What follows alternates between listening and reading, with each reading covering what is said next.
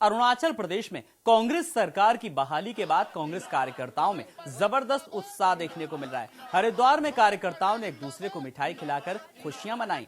राम कोठी पर इकट्ठा हुए कांग्रेस कार्यकर्ताओं ने इसे इंसाफ की जीत बताया। राज्य महिला पूर्व अध्यक्ष संतोष चौहान ने कहा कि केंद्र सरकार जिस तरह सरकार को गिराने की कोशिश कर रही है, उस पर सुप्रीम कोर्ट ने लगाम लगाई है।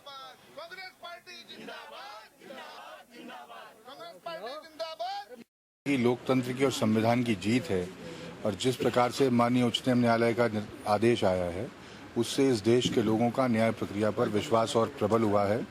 एक बार फिर सिद्ध हो गया है कि भारतीय जनता पार्टी जिस प्रकार से अलोकतांत्रिक काम कर रही है इस देश में, उनको न इस देश की जनता न इस देश की कानून व्यवस्था स्वीकार करेगी। और आने वाले चुनाव में जिन जिन राज्यों में चुनाव होने हैं, वहाँ की जनता भी ऐसे अलोकतांत्रिक चेहरे को सबक सिखाएगी। निश्चित रूप से देखिए, चुनी हुई सरकारों को दमन करने का, खास करके अगर आप देखें नरेंद्र मोदी जी और अमित शाह जी ने धन बल, सत्ता बल और अपने लाठी के बल पर चुनी हुई सरकारों को अस्थिर करने का जो काम किया था, ये उनकी बहुत पराजय है। उनको पूरे देश की जनता से माफी मांगनी चाहिए।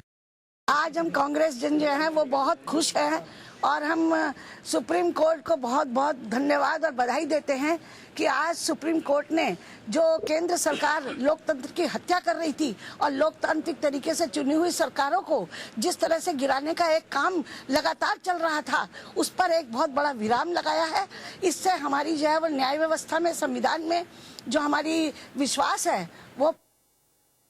उधर देहरादून में भी कांग्रेस कार्यकर्ताओं में खुशी का माहौल है। कार्यकर्ताओं ने यहां पर आतिशबाजी कर एक दूसरे को मिठाइयां बांटी। साथ ही कहा कि बीजेपी ने देश की राजनीति को जिस तरह से कलंकित करने का काम किया है, वो वाकई में गलत था।